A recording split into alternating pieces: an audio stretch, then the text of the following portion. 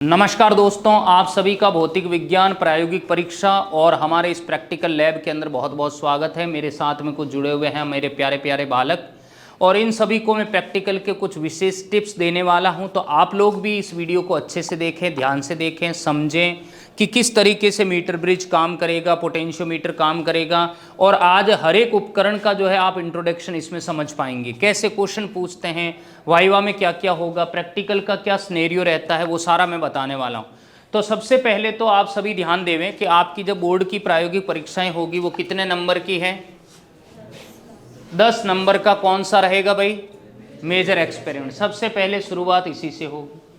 Major experiment के अंदर आपको सबसे पहले बनाना पड़ेगा नामांकित चित्र या लेबल्ड डायग्राम, इसका अपना नंबर है। इसके बाद प्रेक्षण और प्रेक्षण सारणी, ऑब्जर्वेशन और ऑब्जर्वेशन टेबल बनानी है। ऑब्जर्वेशन टेबल बनने के बाद जो भी रीडिंग आपने ली है उसकी क्या करनी है? आपको कैलकुलेशन करनी है। Got it? क्या करनी है? गणना करनी है। गणना के अपने नंबर रहेंगे। यूं नहीं है कि पहले आप ये कर लो ये बाद में करो, नहीं, नंबर कटेंगे, ध्यान रखना। गणना करने के बाद आपको क्या लिखना है? जो भी आपने प्रैक्टिकल मेजर एक्सपेरिमेंट किया है उसका परिणाम लिखना है। क्या लिखना है?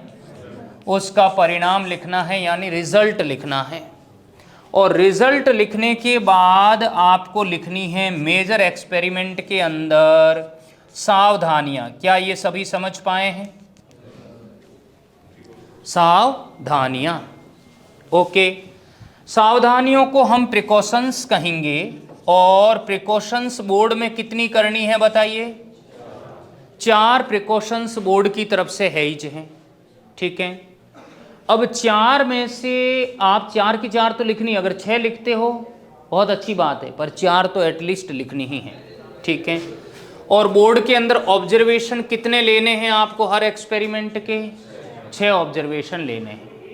ये रीडिंग आपको लेने का काम करना। इस गेट को बंद करना गुड़िया। इसको देखकर डरना नहीं है आपको, नेचुरल वे में, ठीक है। ये तो मेजर एक्सपेरिमेंट करने का आपको टाइम कितना मिलेगा? 1 घंटा और 20 मिनट। उसके बाद कॉपी छीन ली जाएगी और बाद में जो भी आपके लैब का इंटरनल होगा तो एक्सटर्नल महोदय जो भी आएंगे वो आपको कहेंगे कि आप सर इनको एक्टिविटी अलॉट करो, तो आपको एक्टिविटी मिलेगी। एक्टिविटी याद रखना 2 सेक्शन में से हमारे डिवाइड कर रखी। कितने सेक्शन हैं एक्टिविटी के? 2 हैं। 2 में मैं कहूँगा ये सेक्शन ए हो गया और सेक्शन बी हो गया। समझ गए इतना? सेक्शन ए और सेक्शन बी। सेक्शन ए की एक्टिविटी आपके भी आएगी, सेक्शन बी की एक्टिविटी आपके भी। दोनों एक एक सेक्शन में से हर एक को एक एक एक्टिविटी मिलेगी ही मिलेगी। क्लियर? यहाँ एक एक्टिविटी में क्या लिखना है? पहले आपको डायग्राम बनाना है और उसके बाद इसका ऑब्जर्वेशन लेना है और उसके बाद इसकी जो भी ऑब्जर्वेशन आपने की है उसकी कैलकुलेशन करनी है। और कैलकुलेशन करने के बाद आपको क्या लिखना है बताइए? रिजल्ट। प्रिकॉशंस यहाँ नहीं लिखनी है। Got it? सावधानियां यहाँ नहीं लिखनी। ये कि ये काम आपको किस में करना है? सेक्शन बी वाली एक्टिविटी में। वो अलॉट होगी उसी दिन आपके कॉपी के अंदर। पॉइंट नंबर दूसरा, ये भी एक्टिविटी कितने नंबर की है? 4 मार्क्स की। और ये वाली भी कितने नंबर की है बताइए? 4 मार्क्स की हैं। 4 और 4 8 और 10 18 हो गए। अब 4 नंबर जो है आपके इसके रहेंगे, इस फाइल के।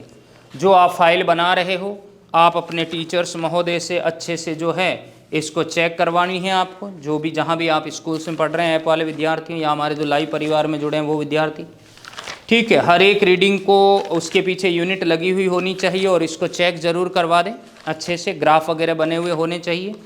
4 नंबर आपको इस फाइल रिकॉर्ड का है। तो बताओ 18 और 4 22।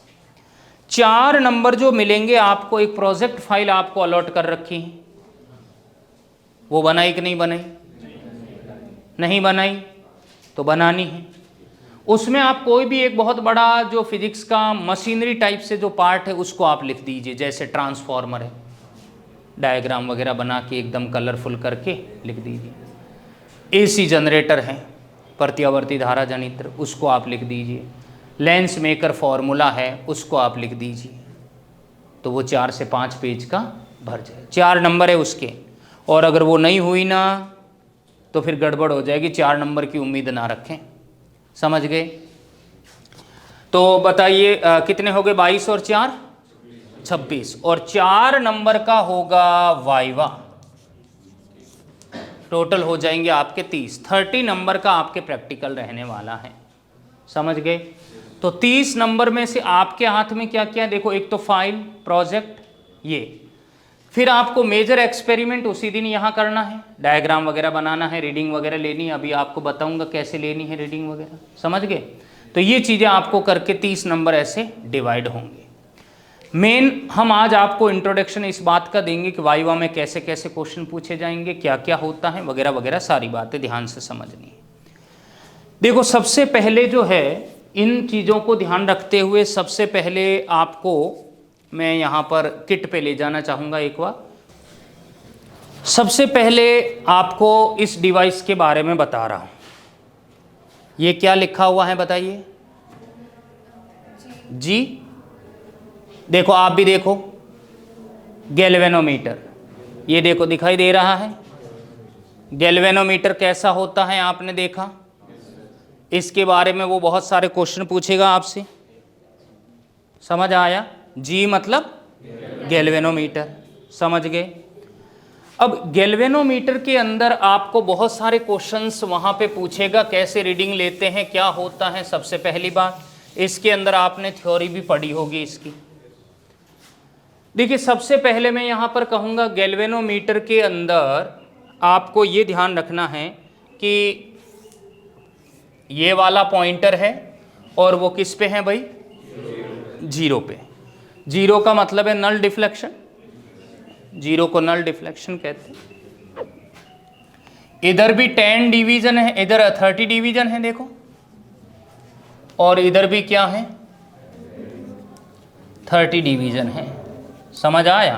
तो ये पॉइंटर किसका बना होता है बताइए?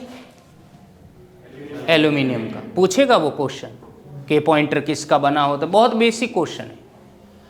सवाल है कि इसको लोहे का क्यों नहीं बनाते, वो पूछेगा नेक्स्ट, क्यों हमारा काम ही यही है, हम खुद प्रैक्टिकल लेने जाते हैं तो यही क्वेश्चन है। आप जानते हो गैल्वेनोमीटर का अगर आप स्ट्रक्चर पढ़ते हो तो बीच में मैं कहूँगा ये नॉर्थ पोल और साउथ पोल के बीच में कॉइल होती है। अगर आप लोहे का बना दोगे तो वो तो नॉर्थ और साउथ से चिपक जाएगा, फिर वो रोल करेगा नहीं। तो इसलिए एल्यूमिनियम का बनाते, प्रतिचुंबकीय पदार्थ है ये, डायामैग्नेटिक है, तो इजीली क्या करेगा? रोल कर सकेगा। ठीक है, कभी कभी क्या होगा कि करंट सीमा से ज़्यादा चला जाएगा इसमें, तो ये जो एल्यूमिनियम का पॉइंटर है वो 30 के आगे चला जाएगा, ये जो रेंज दिख रही, और यहाँ एक छोटा सा पिन है जिसको अपन स्टॉप पिन कहते हैं, और ये उस स्टॉप पिन से जाकर बार बार बार बार बार बार टकराएगा। इससे इस पॉइंटर के टूटने का और गैल्वेनोमीटर के जलने का भय रहता है। अब यूं टूटने लगे, जलने लगे, तो जाहिर सी बात है कि ऐसे तो कौन खरीदेगा। ये जितना भी मैं समझा रहा हूँ ना, लास्ट में सभी बच्चों को यहाँ ला के उसकी समरी करनी है, ध्यान रहे, पूछूंगा मैं एक एक जवाब वापस। तो ऐसे तो गैल्वेनोमीटर जल सकता है, तो हमें इसको जलने से बचाना है। तो इसको जलने से बचाने के लिए क्या किया जाता है कि करंट रेंज से बाहर चली गई, और करंट को सीमा में लाने के लिए उसका दुश्मन कौन है? प्रतिरोध, अरे रेजिस्टेंस। तो गैल्वेनोमीटर के पैरेलल ऑर्डर में आपको स्मॉल रेजिस्टिव कॉइल जोड़नी है, अल्प प्रतिरोध की कुंडली जोड़नी गैल्वेनोमीटर के पैरेलल, समझ गए? ये जो अल्प प्रतिरोध की कुंडली होती है इसका नाम आपने सुना होगा संट, याद है? तो याद रखना है, संट किधर जोड़ते हैं, पूछेगा वाइवा में, किधर जोड़ते हैं? गैल्वेनोमीटर के पैरेलल में। पैरेलल में आप जानते हैं कि रेजिस्टेंस होता है R parallel is equal to R by N, और सीरीज में होता है R series is equal to N R. तो रेजिस्टेंस पैरेलल में जोड़ने से थोड़ा सा इफेक्टिव रेजिस्टेंस बढ़ जाता है, पर इतना नहीं बढ़ता है। तो ये जो करंट है वो थोड़ी सी अपनी सीमा में आ जाती, रेंज में आ जाती। अगर मान लो इसे सीरीज में जोड़ देते तो रेजिस्टेंस बहुत ज़्यादा बढ़ जाता, जो करंट आ रही है वो भी नहीं आती। तो हमें करंट को सीमा में लाना है, बंद करना है, सीमा में लाना है। इसलिए किधर करते हैं अपन, इसके पैरेलल में। तो आपसे क्वेश्चन पूछेगा कि शंट किधर जोड़ते हैं, पैरेलल में, याद रह जाएगा। फिर आप इसी टॉपिक को साथ में भी पढ़ते हैं कि गैल्वेनोमीटर का कन्वर्जन अमीटर और वोल्ट मीटर में। तो अमीटर अगर गैल्वेनोमीटर बनाना है तो गैल्वेनोमीटर के पैरेलल में शंट जोड़ना है, तो अभी वो क्या बन चुका है, अभी वो एमीटर बन चुका है। और अगर आप गैल्वेनोमीटर के, मैं कहूँगा सीरीज में हाई रेजिस्टेंस अगर अटैच कर देते हैं तो वो किस में कन्वर्ट हो जाएगा भाई, वोल्ट मीटर में, वोल्ट मीटर में। क्या ये डाउट्स क्लियर हो गए? ये मैं पूछूंगा, वापिस ध्यान रहे। जम गई बात इतनी? ओके, यहाँ तक आपको सभी को क्लियर हो गया है। ये गैल्वेनोमीटर के क्वेश्चन पूछेगा आपसे, और आपको एग्जामिनर दूसरा जो क्वेश्चन पूछेगा वो ये है कि इस गैल्वेनोमीटर का नाम क्या है जो लैब में पाया जाता है, बताओ क्या नाम है? नहीं, गैल्वेनोमीटर दो टाइप के होते हैं। पहला है सस्पेंडेड कॉइल गैल्वेनोमीटर, निलंबित कुंडली धारा मापी, और दूसरा है किलकित कुंडली धारा मापी। आपके जो लैब में पाया गया है वो है किलकित कुंडली धारा मापी, जिसको अपन कहते हैं पिवोटेड कॉइल गैल्वेनोमीटर, याद रहेगा। किलकित कुंडली धारा मापी लैब के अंदर प्रयोग में लिया जाता है। समझ में आ गई इतनी सी बात? कोई दिक्कत है किसी को? कौन सा गैल्वेनोमीटर है भाई? किलकित कुंडली यानी पिवोटेड कॉइल गैल्वेनोमीटर। ये तो बात हुई है गैल्वेनोमीटर की। दूसरी बात अब मैं करूँगा अमीटर और वोल्ट मीटर के ऊपर। ये रहा वोल्ट मीटर, ये दिखाई दे रहे हैं, आप देख लीजिए, ऐप वाला आप भी देख लो, देख लीजिए, ये दिखाई दे रहा वोल्ट मीटर। देखिए जहाँ V लिखा हुआ है वो वोल्ट मीटर है, और जहाँ A लिखा हुआ है वो अमीटर है। समझ गए इतना? सभी को दिख गया भाई? सभी को? हमारे YouTube परिवार वाले बच्चों देखो, ओके। इसमें क्या है कि गैल्वेनोमीटर की तरह बीच में जीरो नहीं है, वो नल डिफ्लेक्शन गैल्वेनोमीटर में आता है, इसमें रीडिंग आती है। तो इसमें जीरो वीरो का एक तो समझना ही नहीं है कि कॉन्सेप्ट नहीं है। जीरो है बट वो कहाँ है मैं बताऊंगा। आपको इसकी रीडिंग लेने का बोलेगा एक्सटर्नल, कि इसकी रीडिंग कैसे लेते हैं। तो इसमें रीडिंग लेने का तरीका क्या है कि सबसे पहले आप इन दोनों डिवाइस का लिस्ट काउंट ज्ञात करो। क्या ज्ञात करना है? लिस्ट काउंट का मतलब है अल्पतमांक ज्ञात करना है। कैसे? अल्पतमांक क्या होता है? देखिए अल्पतमांक होता है मीटर की वो लोवेस्ट वैल्यू जिससे आप क्या कर रहे हो, रीडिंग कैलकुलेट कर रहे हो। मतलब जो निम्न से निम्न भाग के इतना तो मीटर मापेगा ही मापेगा, इससे ज़्यादा नहीं माप पाए, मतलब इससे कम नहीं माप पाएगा। इसको कहा गया है लिस्ट काउंट, यानी मैं कहूँगा अल्पतमांक। दिख रहा है क्या सभी को? तो किसी का भी मीटर का लिस्ट काउंट निकालने का तरीका है परास बट्टे भागों की संख्या। क्या है बताइए? परास बट्टे भागों की संख्या, यानी मैं कहूँगा range upon number of division. तो एक बार आप ये देखिए विद्यार्थियों, यहाँ पे ये जो निडल है लास्ट कहाँ तक जा सकता है? 3 तक। देखो दिखाई दे रहा है, देखो 3 तक जा रहा है। आप यहाँ पे देखो इसकी रेंज मैक्सिमम कितना मेजर करेगा? 3। मैक्सिमम डिवीजन कितना है? 3 है। गुड़िया देख ले क्या हुआ, तुम रो क्यों रहे हो? नहीं, तुम भी देखो। तुम्हारा क्या नाम? पल्लवी नाम? प्रगति। देखो क्या ये रेंज लास्ट कितनी तक मेजर कर सकता है? 3 दिख रहा है तुम्हें? 3 दिख रहा है क्या? पार तुम 12वीं में हो? तो इसकी रेंज कितनी हो गई भाई?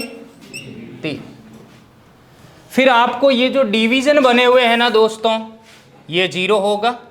1 2 3 4 5 6 ये 10 है, ठीक है। 11 12 13 14 ये 20 है, ठीक है। 13 14 ये मैं कहूँगा कितने हो गए? 30। ये होंगे आपके, ऐसे करते करते डिवीजन है। तो यहाँ नंबर ऑफ डिवीजन कितने मिल रहे हैं? देखो 10 20 30 40 50 60। तो आपको क्या करना है? 3 बट्टे यानी 0.05। ये किसका निकाला है आपने? आप ये नहीं लिख सकते। अगर आपने पीछे वोल्ट नहीं लिखा है ये गलत माना जाएगा, क्योंकि वोल्ट मीटर का लोवेस्ट वैल्यू आपने निकाल दिया। अब आपको क्या करना है? किट के ऊपर आना है और रियोस्टेट से आगे पीछे करना है, रेजिस्टेंस बढ़ाना है, जिससे करंट अप डाउन होगी। तो मान लीजिए इसके अंदर जो पॉइंटर है वो मान लो यहां आ गया। क्या पढ़ोगे इसको? अरे इसको क्या पढ़ोगे?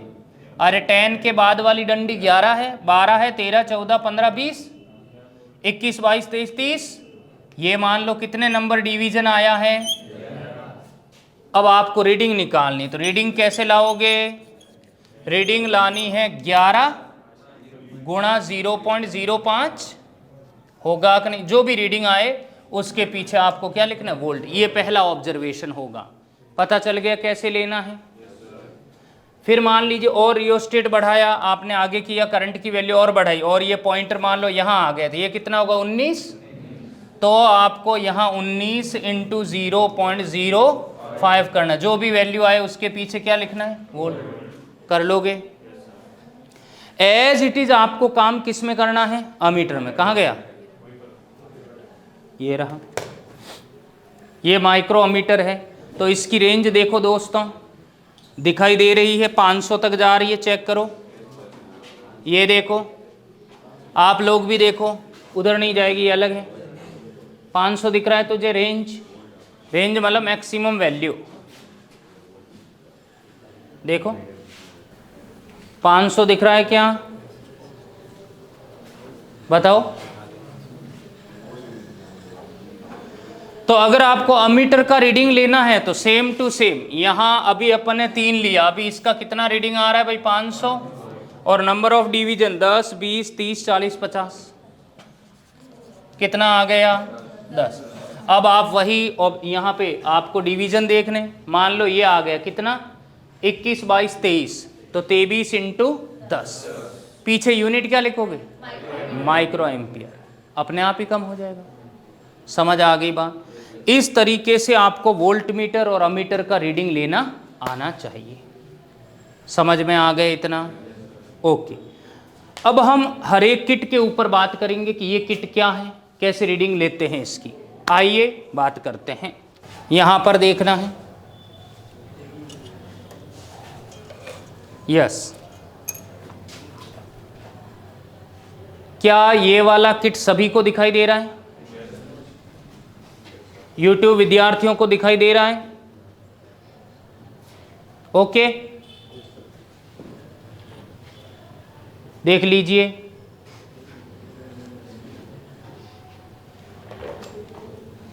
सभी को?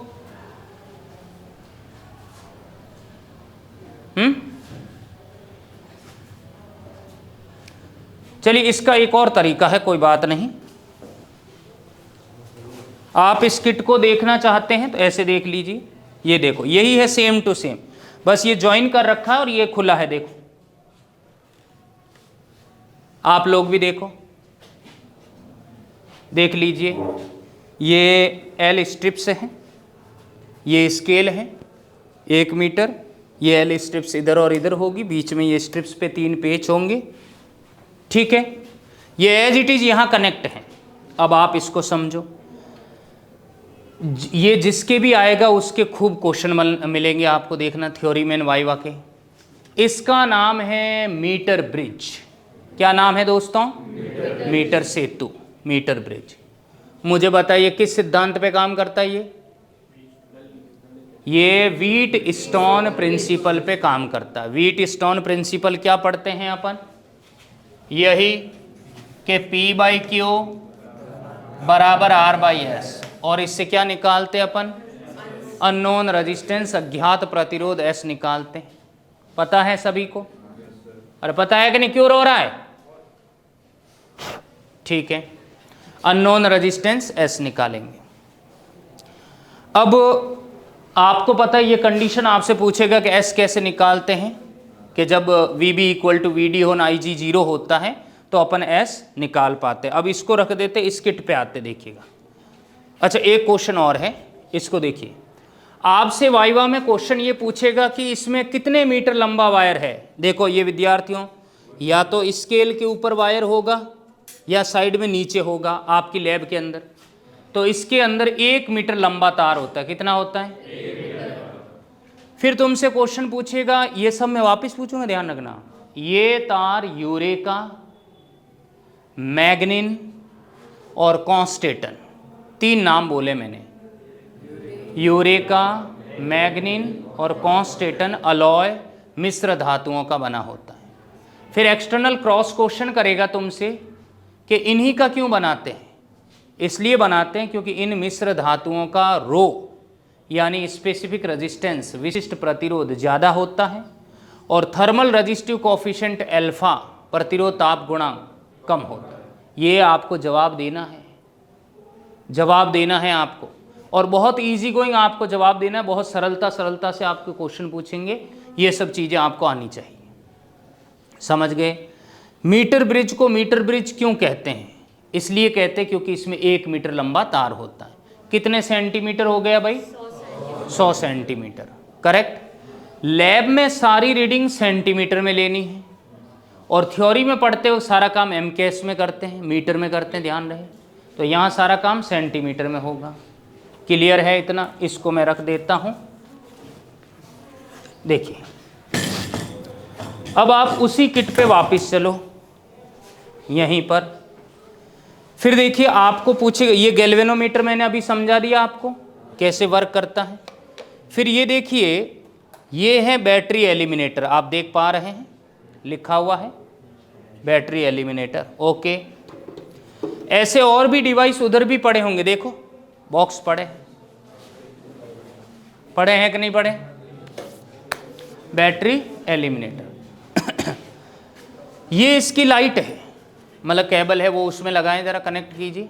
गुड़िया पे फोकस करो एक बार, इसने केबल कैसे कनेक्ट किया, बेहतरीन। हाँ, अब देखो, आपको ये स्विच ऑन करना है यहाँ से, सप्लाई। ये अगर लाइट ग्लो कर रही है, इसका मतलब बैटरी सही वर्क कर रही है। लाइट ग्लो नहीं कर रही है, बैटरी काम नहीं करेगी। बंद कर दीजिए। हाँ, ले आए इधर। अब जरा सुने, आपसे पूछा जाएगा कि ये क्या करता है। तो बैटरी एलिमिनेटर देखो, वहां पे जब अपन ने केबल लगाई तो भारत में क्या आ रही है भाई? AC आ रही। कितने वोल्टेज पे? 220 वोल्ट पे, और 50 हर्ट्ज फ्रीक्वेंसी। तुमने वो सलमान खान का गाना सुना है, लगे 440 वोल्ट? अरे सुना है कि नहीं सुना है? तो 440 वोल्ट क्या है? 220 का डबल। AC यूं भी खतरनाक है, और सलमान जी को 440 वोल्ट का झटका लग रहा है। इसका मतलब बताइए कितनी डेंजरस कंडीशन में है। समझ आ गया? तो यहाँ पे हम इसको वहाँ लगाते तो डायरेक्ट आप वो AC नहीं ले पाओगे। इस AC को ये DC में कन्वर्ट करेगा, और ये देखिए 1 वोल्ट, 2 वोल्ट, 4 वोल्ट, 5 वोल्ट पे रेगुलेटर है, ये काम करता है। 1 वोल्ट 2 वोल्ट पे पल्लवी जी झटका नहीं आता लैब के अंदर इंसान को। समझ आया? तो इसलिए अपन यहाँ सारा काम DC में करते हैं। फिर ये वाला डिवाइस आपको दिख रहा होगा, देखो ऐसे बहुत सारे पड़े हैं वहाँ पे। मैं और बता देता हूँ मेरे YouTube विद्यार्थियों को। देखो ये, इसको रेजिस्टेंस बॉक्स कहते हैं, प्रतिरोध बॉक्स कहेंगे। इसमें ऐसी बहुत सारी की लगी हुई होगी, और अब सर्किट में मान लो तुम्हें प्रतिरोध प्रयोग में लेना है कि कितना रेजिस्टेंस में सर्किट में दूं, तो आप ये चाबी निकाल दीजिए। इस गुड़िया पे सभी भरोसा कर लोगे तो? झूठी तो नहीं है ये? अरे झूठी तो नहीं है? तुम बताओ मोगेम्बो। हाँ, तुम इसमें से कोई एक चाबी निकालो। कितना लिखा हुआ यहाँ पे?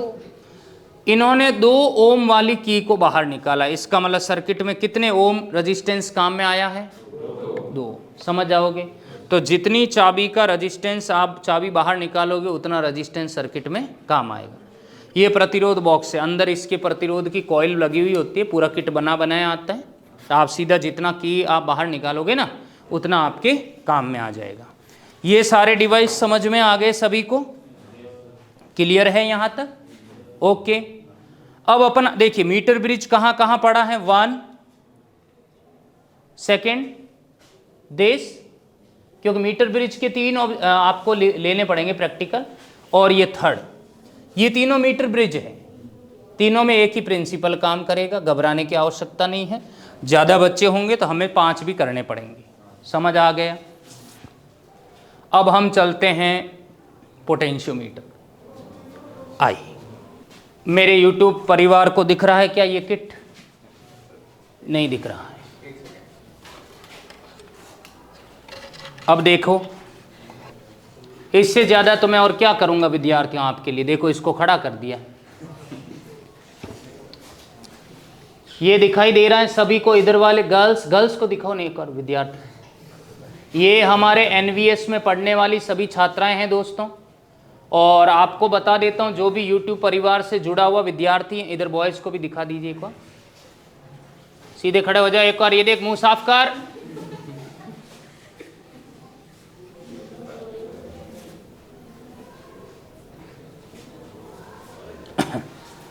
दोस्तों आप लोगों के मन में ये डाउट है कि चावड़ा सर जो है लैब में कैसे चले गए, ये एक बड़ा प्रश्न है आपके। तो मैं आपको बता देता हूँ, उत्कर्ष का स्कूल भी चलता है जिसका नाम है नेहल वर्चुअल स्कूल। कोई भी विद्यार्थी 6 से लेकर 12 तक जो है वो इसमें एडमिशन ले सकता है, बट उसको यहाँ आने की ज़रूरत नहीं है। वाह, और वैसे भी आप ठंड में उठना नहीं चाहते तो आपको क्या करना है कि जो 6th में 11 12 किसी में भी हैं तो आप हमारा कॉरपोरेट ऑफिस है उत्कर्ष, मैं कहूँगा नेहल टावर के अंदर, वहाँ पे आप एडमिशन ले सकते हैं। आपके सारे मतलब एग्ज़ाम की क्रियाविधि वो सारी की सारी होती है। फर्स्ट टेस्ट होता है, सेकंड टेस्ट होता है, 3rd टेस्ट होता है, हाफ ईयरली होता है, ईयरली होता है, सब कुछ होते हैं। बोर्ड के प्रैक्टिकल वगैरह सब कराए जाते हैं, कॉपीज़ वगैरह हम सब देते हैं, प्रैक्टिकल वगैरह सब होंगे। और एज इट इज़ आपको मार्कशीट निकलेगी और मार्कशीट के ऊपर लिखा हुआ आएगा नेहल वर्चुअल स्कूल, जैसे आपके स्कूल का आता है वैसे कर। बहुत नॉमिनल शुल्क पे, अगर कोई भीलवाड़ा का है तो वो भी वहाँ का यहाँ एडमिशन ले सकता है, उसको आने की ज़रूरत नहीं। जालोर का है उसको आने की ज़रूरत नहीं। समझ पा रहे हो आप?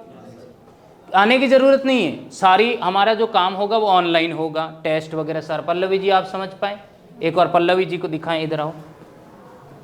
हाँ, तो कोई भी आपका भाई बहन मित्र है तो आप वर्चुअल स्कूल में एडमिशन ले सकते हैं। अब देखो सभी के कमेंट आ रहे होंगे फीस कितनी, फीस में बाद में बताऊंगा, ठीक है। तो 12th तक बहुत नॉमिनल शुल्क में आप घर बैठे ऑनलाइन पढ़ सकते हैं। अब इसकी बात करते हैं तो ये है पोटेंशियोमीटर। क्या नाम है भाई? विभव मापी। विभव मापी क्या मापता है? पोटेंशियल मेजर करेगा, विभव मापता। तो विभव मापने का काम तो अपन ने वोल्ट मीटर से भी किया और ये भी कर रहे हैं। ये 4000 का है, वो 1500 में आता है। पूछेगा क्वेश्चन तुमसे, उससे क्यों नहीं किया? फिर इतना बड़ा डंडा लाने की जरूरत कहाँ है? क्यों इन्वेस्टमेंट इतना? कारण ये है कि ये वोल्ट मीटर के कंपैरिजन में कई गुना अच्छा रिजल्ट देता, आइडियल है। समझ आया? जैसे एक आपके पास फ़ोन है एंड्रॉयड, एक वो मेरा फ़ोन है, जैसे ही मैं सामने जाऊंगा लॉक खुल जाएगा और बहुत सेंसिटिव है, देखते ही पकड़ लेगा। पल्लवी जी का चेहरा सामने लाऊंगा खुलेगा ही नहीं, क्योंकि इनकी आंखें मेरी आंखों में फ़र्क है ना, तो एक वो सेंसिटिवनेस है, तो ये भी ज़्यादा इसकी सेंसिटिविटी है। आप वोल्ट मीटर से रीडिंग निकाल रहे हो, आना चाहिए 2 वोल्ट, दिखाएगा 1.95, 0.5 कहाँ हो गया? घपला खा जाता है वो खुद ही। ये 2 वोल्ट मापेगा, 2 वोल्ट ही मापेगा। 3 वोल्ट मापना है, 3 ही मापेगा, 2.98 नहीं मापेगा। इसमें पूछेगा आपसे कितने मीटर लंबा वायर होता है? 10 मीटर। ये जो वायर दिखाई दे रहा है आपको, कितने मीटर लंबा तार है भाई? 10 मीटर लंबा तार है। पूछेगा किसका बना होता है? यूरेका, मैग्नीन और कॉन्स्टेंट। फिर से वही काउंटर क्वेश्चन, क्यों बनाते हैं? क्योंकि इसका विशिष्ट प्रतिरोध अधिक और प्रतिरोध ताप गुणांक कम होता है। रो ज़्यादा है, अल्फा कम है। पढ़ा होगा थ्योरी में आपने। अब 10 मीटर लंबे वायर को अपन 5 से 6 लपेटे देकर ए और बी टर्मिनल के बीच में कस देते हैं। तुम रो क्यों रहे हो? क्या आराम से रहना, कूल, ऐसा कुछ भी नहीं है। कैमरा है तो क्या हो, यूट्यूब वाले बच्चे भी देख रहे हैं तुम्हें। ओके, आपको पोटेंशियोमीटर के 2 एक्सपेरिमेंट यहाँ करने हैं। एक तो 2 सेलों का कंपैरिजन जो मैं आपको बता रहा हूँ, और एक है प्राथमिक सेल का आंतरिक प्रतिरोध निकालना, calculation of the resistance of primary cell. ठीक है, वो उधर पड़ा है, अभी वहाँ लिखाएंगे आपको। तीसरी बात यहाँ पर ये कि ये किट बना हुआ मिलेगा आपको। इन सेलों का नाम आपसे पूछेगा क्या है। तो 2 प्राइमरी सेल कौन कौन से, सुनिए। देखिए, पहले तो मैं बता देता हूँ सेल होते क्या हैं। सेल एक ऐसा डिवाइस है जो सर्किट में कंटिन्यू करंट सप्लाई करे। सेल 2 प्रकार के होते हैं, प्राइमरी सेल और सेकेंडरी सेल। प्राइमरी सेल ऐसे सेल होते हैं जिन्हें आप एक बार प्रयोग में कर लिया तो फिर इनको वापस नया बनाना पड़ेगा, वापस चार्ज नहीं होंगे ये। तो ये मैं एग्ज़ाम के दिन नए बना के रखूँगा यहाँ पे, समझ आया। सेकेंडरी सेल वो सेल हैं जिनको बार बार आप चार्ज कर सकते हो। जैसे हमारे मोबाइल की बैटरी, मैंने दिन भर हेलो खाना खाया क्या, SMS आया क्या, तो दिन भर में फ़ोन रात तक डिस्चार्ज होगा, घर जाते उसको क्या करूँगा, अब वो चार्ज हो रहा है। सेल खुद धारा ले रहा है, सेल खुद धारा भी दे रहा है। तो वो सेल कौन सा है, सेकेंडरी सेल। अब मान लो एक बार डिस्चार्ज हो गए तो आप उस महंगे फ़ोन को फेंक दोगे, नहीं, वो चार्ज होगा। इनको आप वापस बना सकते हो। 2 प्रकार के प्राइमरी सेल हैं। इसका नाम याद रखना, क्या नाम है, लेक्लांसी सेल। सभी देखो भाई, ये ऐसा बीकर होगा, बीकर में आपको यहाँ तक पानी भरना है। कैसे बनाते बता देता हूँ, पूछेगा कि इसमें क्या डाला हुआ है। अगर ये जवाब उस दिन एक्सटर्नल के सामने नहीं आए तो वाइवा के नंबर कटेंगे। आप भी सुन लो, वाइवा आपके हाथ में है, अच्छे से जवाब दोगे तो नंबर मिलेगा। और दूसरी, हमेशा जीवन में ध्यान रखना, आपको विनम्र बने रहना है, ओबीडियंट बने रहना है। कई विद्यार्थी ऐसे होते हैं कि सर हमें तो कराया नहीं, हमें तो पता नहीं। तो ध्यान रहे, टीचर, हर कोई टीचर बहुत मेहनत करता है। आपको याद नहीं रहती चीज़ें उस समय तक, तो आपको यही कहना है कि सर ने बताए तो थे पर हमें याद नहीं है। सबसे पोलाइट आंसर, नहीं तो वो क्रॉस क्वेश्चन करता जाएगा आपसे, ज़्यादा होशियारी करोगे। यहाँ तक पानी भरना है। पानी भरने के बाद इसमें NH4Cl डालना है, नौसादर नमक, क्योंकि इसमें अपघटन की क्षमता, डीकम्पोजिशन जल्दी होता है। सेल में 2 टर्मिनल होते हैं, कैथोड और एनोड। ये आपको दिखाई दे रही है दोस्तों, आपकी लैब में भी होगी। इसको कहते हैं कार्बन छड़। क्या बोलेंगे, ये पॉजिटिव का काम करेगी, इसको इसमें डाल देना है। नेगेटिव के रूप में यहाँ काम आती जिंक रॉड। पॉजिटिव कौन है और नेगेटिव कौन है, जिंक रॉड। ये है लेक्लांसी सेल। क्या नाम है बताइए, LENCHLY, लेक्लांची सेल। समझ गए इतना।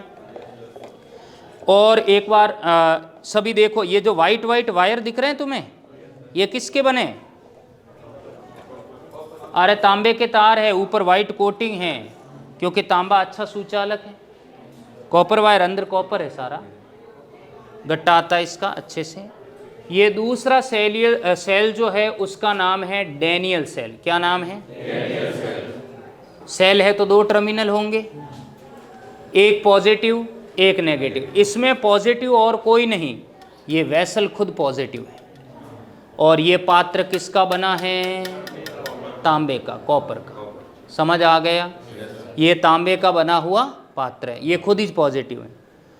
इसके अंदर ये बीकर है, आपको इसमें पानी डालना है और इसमें भी पानी डालना है।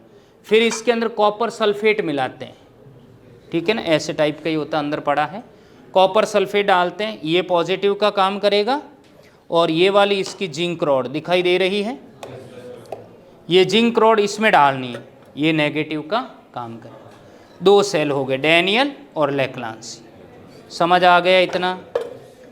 फिर आपको बताना है, पूछेंगे कि ये क्या है, ये वन वे की है, एक मार्गी कुंजी। कुंजी का क्या काम होता है कि किसी भी सर्किट को जोड़ने तोड़ने का काम है। आप अगर इस चाबी को हटा दोगे तो सर्किट में करंट नहीं आएगा, आप अगर चाबी को लगा दोगे इसका मतलब सर्किट में करंट बह रहा है। कुंजी लगी हुई है इसका मतलब सर्किट ऑन है, कुंजी हटाई हुई है इसका मतलब सर्किट ऑफ। सर्किट को जोड़ने तोड़ने का काम करेगी। नेक्स्ट पॉइंट, ये वाला आपको हथियार दिखाई दे रहा है, यस। तो एक बार मैं दूसरा डिवाइस लेके आता हूं यहाँ पे, ये थोड़ा पोजीशन चेंज नहीं हो पाएगी इसकी। ये वाला, यस, ये है रियोस्टेट। क्या नाम है इसका? रियोस्टेट का मतलब है धारा नियंत्रक। समझ गए? रियोस्टेट का मतलब है धारा नियंत्रक। ये करंट को कम ज़्यादा करने का काम करता है। आप इसको यूं लगाओगे, रजिस्टेंस में चेंज आएगा, चेंज आएगा तो गैल्वेनोमीटर में पॉइंटर इधर उधर होगा, धारा घटेगी बढ़ेगी। मतलब आप इसको यूं रोल करके क्या कर सकते हो, धारा के मान में अप डाउन कर सकते हो। तो जो भी धारा के मान अप डाउन होगा तो यहाँ रीडिंग में भी चेंज आएगा। समझ आया? दूसरी खास बात यह है कि आपको भी बता देता हूँ, आपको बता देता हूँ, पोटेंशियोमीटर आपके सिलेबस में नहीं है, थ्योरी में, एनसीईआरटी में नहीं है, पर प्रैक्टिकल के अंदर सिलेबस में है। तो आपके फाइल में जो पोटेंशियोमीटर के प्रेक्षण है प्रैक्टिकल, वो पढ़ के आने। क्वेश्चन पूछेगा, क्वेश्चन क्या पूछेगा कि ये किस प्रिंसिपल पे काम करता है। तो ये मैं कहूँगा स्थायी धारा प्रवाह पर होने वाले वोल्टता पतन के सिद्धांत पर काम करता है। When the steady current passing from any wire, then potential drop across the wire directly proportional to the balancing length। मतलब अगर इसमें करंट फ्लो हो रही है और यहाँ पर मैं कहूँगा ये लंबाई इतनी सी है और गैल्वेनोमीटर में 0 आ गया तो आपको इतना ही पोटेंशियल मिलेगा। ये लंबाई इतनी है और गैल्वेनोमीटर में 0 आ गया तो आपको इसी लेंथ के अक्रॉस विभव मिला है, पूरे वायर का नहीं मिला है। तो अलग अलग लेंथ वाइज में पोटेंशियल ड्रॉप होता है, मतलब V प्रोपोर्शनल L के प्रिंसिपल पे काम करेगा। समझ आ गई बात? तो पोटेंशियोमीटर के 2 प्रेक्षण मिलेंगे, प्रैक्टिकल मिलेंगे, एक ये और एक आंतरिक प्रतिरोध मापने का। ओके, समझ आ गया सभी को? चलिए, आपकी लैब के अंदर ऐसे डिवाइस मिलेंगे, दिखाई दे रहा है? यूट्यूब वालों मुझे बताओ ये क्या लिखा हुआ है? बोल नहीं पा रहे हो तुम? घर आ जाऊंगा मैं अभी। ये देखो रेणु बोल रही है। रेणु क्या जोर से बोलना। Zener diode. अरे बस बस, क्या लिखा हुआ है? ये देखो रेंचो बोल रहा है, रेंचो। सेजल डायोड। सेजल? सेजल डायोड। सेजल कौन है? अरे ये क्या लिखा है? Zener diode. तो सेजल कैसे आ रहा है? भाई इस मजनू को बाहर भेजो। हैं? पढ़ाई करने आया, क्या करना है? तो सेजल वेजल, अभी क्या सेजल नाम आ रहा बीच में? जो भी मैटर है अंदर रखते रहे भाई।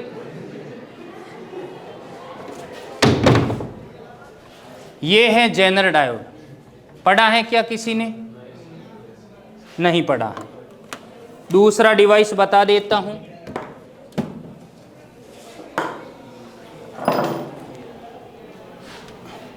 यूट्यूब वालों आप बोल नहीं पाओगे, क्या नाम है ये? PN junction diode. रेणु बोल रही है, देखो। PN junction diode. Very good. Rancho, Rancho बोल। PN junction diode. शाबाश। पीएन संधि डायोड पढ़ा है क्या? पढ़ा है? इसके बारे में आपसे खूब क्वेश्चन पूछेंगे। रीडिंग कैसे लेते हैं बता देता हूं। देखो, आपने देखा है कि पीएन संधि डायोड के अंदर 2 प्रकार की बायसिंग होती है, फॉरवर्ड रिवर्स। और फॉरवर्ड रिवर्स का ग्राफ भी आपने बनाया था, याद हो तो आपको। और इसमें है कुछ नहीं, वोल्टमीटर अमीटर है, और वोल्टमीटर अमीटर की रीडिंग लेने का तरीका भी मैंने बताया आपको।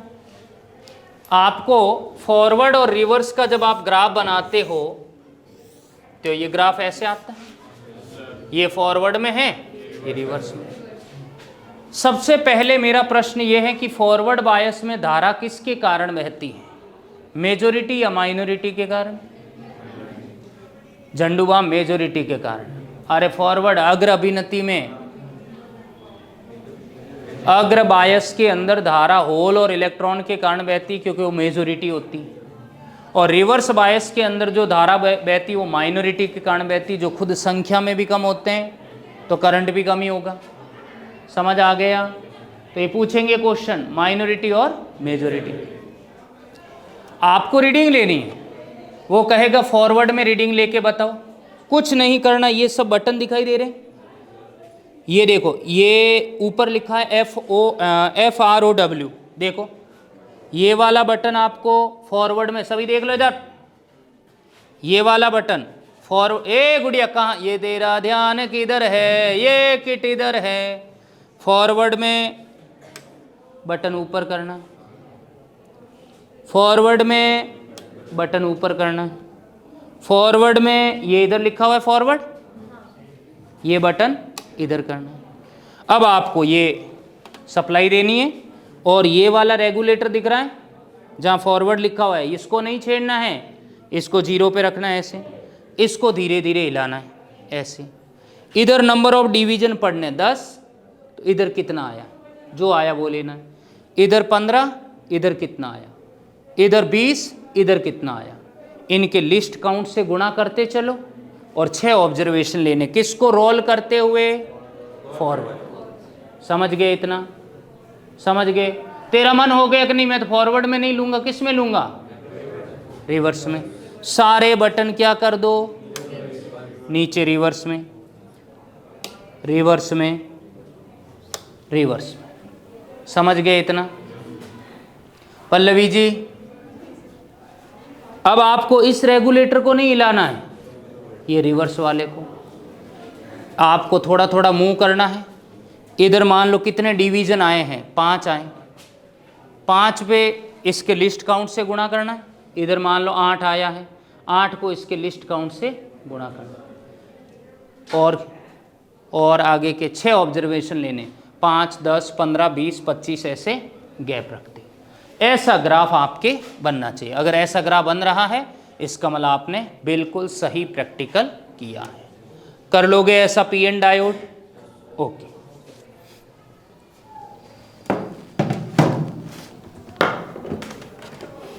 फिर दूसरा जो है वो है ये वाला जेनर डायोड।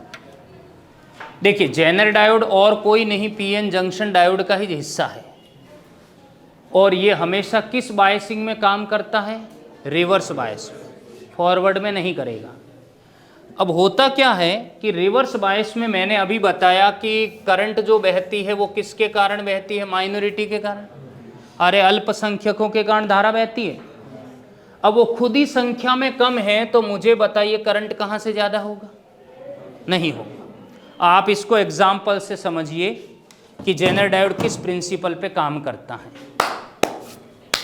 देखो कैसे, मान लीजिए रेंचो इधर आ, रेंचो इधर आ, ये रेंचो है, इसका सिद्धांत पूछेगा तुमसे। रेंचो को मैंने 10-12 मुक्के मार दिए, चाटे मार दिए, लैब में अनडिसिप्लिन लड़का, ऐसा नहीं है, बहुत अच्छा विद्यार्थी। रेंचो को गुस्सा आ गया, रेंचो मुझसे बाहर मिला, हथियार लेके आया, मैंने रेंचो को मरोड़ के बाहर फेंक दिया ऐसे। पहले दिन रेंचो हार गया, दूसरे दिन रेंचो अपने 3 दोस्तों को लेकर आया, मैंने तीनों से फाइटिंग करके तीनों को पछाड़ दिया। रेंचो बाद में 10 दोस्तों को लेकर आया, मैं हार गया, मैं हार गया। इसी प्रिंसिपल पे काम करता है कौन, जेनर डायोड। समझ आया? एक स्थिति ऐसी होती, उस समय मैं बाहुबली होता हूँ और ये माइनॉरिटी जो होते हैं वो अल्प होते हैं, और इनको जो है मैं मतलब डिफेट कर देता हूँ, हरा देता हूँ। पर एक सिचुएशन ऐसी आती है जब ये माइनॉरिटी क्या बन जाती है, मेजॉरिटी में, और उस समय करंट की वैल्यू बहुत ज़्यादा बढ़ जाती है, और इस घटना का नाम दिया जाता है एवलांच ब्रेक डाउन, एवलांस भंजन। तुम बोलो अपनी कोयल जैसी आवाज में, एवलांस भंजन। एवलांस भंजन। वेरी गुड, शाबाश रेंचो। एवलांच ब्रेकडाउन किसका प्रिंसिपल है? जेनर डायोड का। इसमें क्या होता है कि पहले माइनॉरिटी ये कम है तो धारा भी कम है, परंतु जब बैटरी का वोल्टेज जंक्शन वोल्टेज से धीरे धीरे बढ़ने लगता है और बैटरी का वोल्टेज बहुत ज़्यादा बढ़ा दिया जाता है, तो जो माइनॉरिटी होते हैं होल इलेक्ट्रॉन, उनके ऊपर प्रबल इलेक्ट्रिक फोर्स लगता है, प्रबल विद्युत बल लगता है। और विद्युत बल के कारण क्या होता है कि वो तेज़ी से मूव करते हैं, गमन करते हैं, और वहाँ जंक्शन तल की तरफ जाते हैं, वहाँ होल इलेक्ट्रॉनों को फ्री कराते हैं। जैसे ही फ्री होते हैं तो वो होल और इलेक्ट्रॉन उस माइनॉरिटी में साथ जुड़ते के लिए मैं भी चल रहा हूँ। धीरे धीरे माइनॉरिटी मेजॉरिटी में बदल जाती है, और एक समय ऐसा आता है कि जहाँ करंट की वैल्यू अचानक बढ़ने लग जाती है और ये वाला पोटेंशियल कांस्टेंट हो जाता है। इसीलिए जेनर डायोड जो है वो डीसी वोल्टेज के नियामक में भी काम आता है, डीसी वोल्टेज को कंट्रोल करने में भी काम आता है। समझ आ गया? और जब ये करंट अचानक बढ़ने लग जाए तो इसको एक्सटर्नल बोलेगा कि क्या हुआ, तो आपको कहना डायोड का भंजन हो गया, ब्रेकडाउन हो गया। समझ आया? तो बोलेगा भंजन वोल्टेज बताओ, तो आपको ये भंजन वोल्टेज यहाँ कैलकुलेट करना है। ये समझ में आ गई बात? ये जितने भी डिवाइस अपन ने देखे वो सब के सब करंट बेस्ड थे, धारा पर आधारित थे। अब ऐसे भी आपके पास एक्सपेरिमेंट होंगे जो करंट बेस्ड नहीं है। जैसे ये क्या है? ये प्रिज्म है, नहीं दिख रहा है? ये देखो, ये देखो टूटा हुआ है, टूटे पर मत जाएं आप। ये देखो, थ्योरी में आपने प्रिज्म पढ़ा होगा दोस्तों। कितने फेस होते हैं इसके? टोटल 5 फेस है। 2 ट्रायंगुलर हैं और 2 मैं कहूँगा 3 आयताकार हैं, रेक्टेंगुलर हैं। ये देखो, ये रेक्टेंगुलर फेस हैं, ये रेक्टेंगुलर फेस हैं, ये रेक्टेंगुलर फेस, ये त्रिभुजाकार है, ये त्रिभुजाकार। प्रिज्म को हमेशा सीट पे ऐसे रखते हैं, ऐसे कभी नहीं रखते हैं। ये त्रिभुजाकार फलक जो है वो इसके बेस का काम करता है। समझ आ गया? क्लियर है? ओके। अब आपको हमेशा ध्यान रखना, वो एक्सटर्नल क्वेश्चन पूछेगा कि प्रिज्म में अपवर्तन कौन से फलक से होता है, तो ये जो आयताकार फलक दिख रहे हैं, जो रेक्टेंगुलर फेस दिख रहे हैं, इन्हीं से ही रिफ्रैक्शन होता है। त्रिभुजाकार फलक खाली बेस के लिए काम आता है। और ये 2 रेक्टेंगुलर फेस यहाँ कोइंसाइड कर रहे हैं, मिल रहे हैं, तो 2 रेक्टेंगुलर फेस के बीच में ये जो एंगल बन रहा है, ये वाला, इसी एंगल को एंगल ऑफ प्रिज्म कहते हैं, जो 60 डिग्री का होता है, क्योंकि ये इक्विलेटरल ट्रायंगल है, समबाहु त्रिभुज है।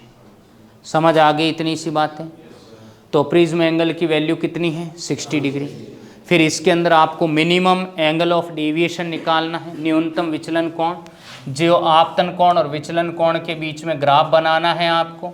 ये विचलन कोण डेविएशन एंगल होगा, ये एंगल ऑफ इंसिडेंस होगा, और आपने थ्योरी में पढ़ा है कि ग्राफ इसका ऐसे आएगा। ये वाले एंगल की वैल्यू आपको निकालनी है थ्योरी के, प्रैक्टिकल के अंदर। समझ में आ गया इतना सा? कोई प्रॉब्लम किसी को? Any doubt? यस?